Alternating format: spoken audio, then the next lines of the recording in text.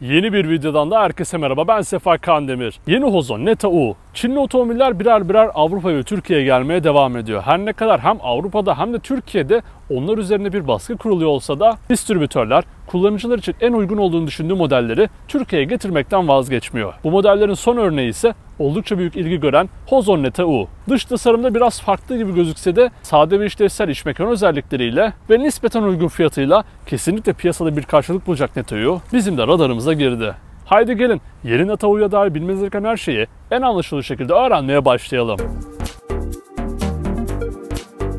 Hozon 2014 yılında Çin'de kurulduktan sonra elektrikli otomobiller üzerine kendini geliştirerek 3 yıl sonra 2017'de ilk otomobili Neta U'yu yollara çıkardı. İlk başta bir otomobil modeliyken Neta şu an bir otomobil markası oldu. Bunu da söylememiz gerekiyor.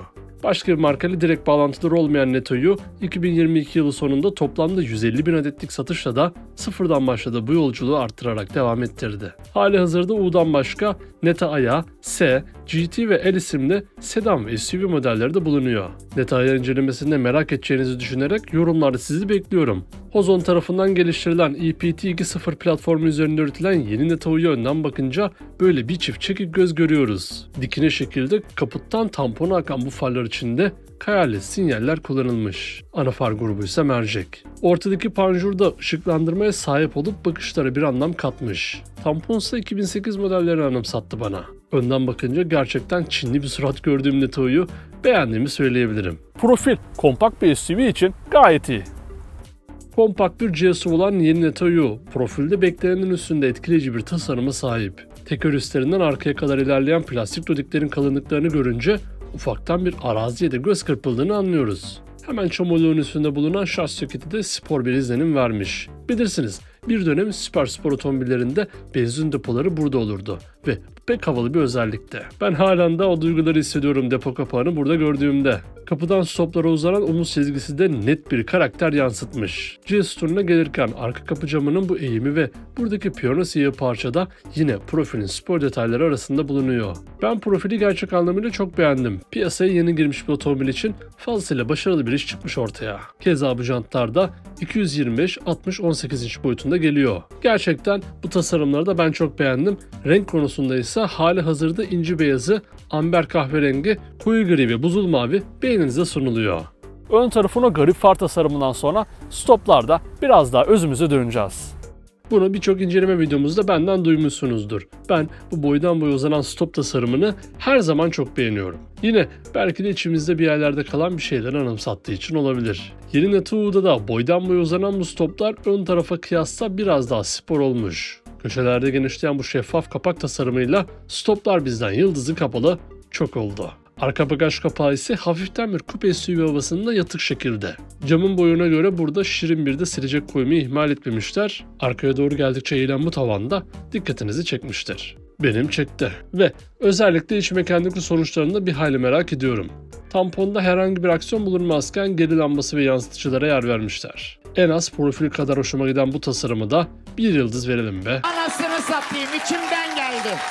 Peki nedir bu bizim kompakt GSUV'un boyutları dersiniz eğer? Yeni Neta U 4549 mm uzunluğunda, 1860 mm genişliğinde ve 1628 mm yüksekliğinde boyutlarıyla gayet ideal bir aile arabası olabilecek kabiliyette. Dingil uzunluğu ise tamına 2770 mm. Yani gayet iyi. İç mekan özelliklerinde biraz daha sade tasarımın tercih edildiği Neta U'da işlevsel özellikler bizi bekliyor. Bir otomobilin dış tasarımı ne olursa olsun onunla en fazla vakit geçireceğimiz tek yeri iç mekanı. Bu yüzden en önemli yerlerinden biri de burası. Yeni Neta U'nun kapılarından iç mekana doğru geçtiğimizde burada bir abone ol butonu görüyorum. Bizi abone olmadan takip eden milyonlara da kanalımıza abone olup ailemize katılmalarını hatırlatmak istiyorum. Cansınız. Yeni Neta U'nun akıcı kapı içinden şöyle bir koltuklara baktığımızda yani MG modellerinde olduğu gibi turuncu ya da daha hareketli bir dış rengi olsa spor otomobil diyebileceğiniz bir tasarımla karşılaşıyoruz. Bu pek havalı koltukların sırt yanal destekleri çok etkileyici. Buna karşın oturma alanında ona nispeten daha sade bir tasarım tercih edilmiş. Bu konforlu koltuklara oturduğunuzda ellerinizin arasında iki kollu direksiyon simidini buluyoruz. Merkezinde Hozon logosunun bulunduğu bu iki kollu direksiyon simidi farklı geldi. Üzerinden araçla ilgili ayarları tek bir tuşla yapabileceğiniz bir sürü tuş bulunuyor. Hemen arkasında tek parça halinde bulunan gösterge ve multimedya ekranını görüyoruz. Bu iki ekran da 8 inç büyüklüğünde. Analog ve ekran karışımı bu tasarım gayet başarılı olmuş. Buna karşın daha büyük iki ekrandan oluşan versiyonları da dünya pazarlarında mevcut. Tema olarak çok hareketli ve oyun dünyasının içindeymiş gibi hissettiren grafiklerin kullanıldığı bu sistemin akıcı performansı çok başarılı. Muhtemel Türkiye standart paketinde saat bu ekranın devamında gelirken büyük boy ekranda böyle üzerine bir eklenti olarak yine saate yer verilmiş. Japon otomobillerini andıran konsolun alt kısmına doğru boydan boya uzanan havalandırma çıkışlarını görüyoruz. Start stop tuşu da burada. Evet. Orta konsola indiğimizde eğimli yapısıyla büyükçe bir ekrandan oluşan klima kontrol ünitesi bizi karşıladı. Hem böyle ekranın hem de tuşun kullanılması gereksiz gibi gözükse de farklı bir kullanım alışkanlığı sağlar. İlk başlarda beni biraz düşündürüyordu bu tamamen ekrandan oluşan klima kontrolü. Sonra zaman geçti, biz de ekranlara iyice alışınca pek de sorun kalmadı gibi. Şimdi hem böyle tuş hem de ekran olması da ilginç geldi. Tabii ben beğendim, daha efektif ve kullanışlı görünüyor. Devamında ise bir joystick şeklinde vites seçicisi ve sürgülü kapakla gizlenmiş saklamaları bulunuyor. Hani bardaklık? Bardaklıklar konsolun alt katına konulmuş. Yani bilemedim. Oraya uzanmak, hele de araç kullanıyorken içeceği oraya koyup çıkarmak bence pek efektif değil. Bardaklıkların önünde de bağlantı ekipmanları konulmuş. Kabin genel anlamıyla çok temiz ve başarılı. Ben beğendim. Arka tarafa geçmeden anahtarı da görelim. Böyle tatlı şirin bir anahtara sahip Neteyu. Açılabilir panoramik cam tavan da sevdiğimiz opsiyonlardandır. O da burada duruyor.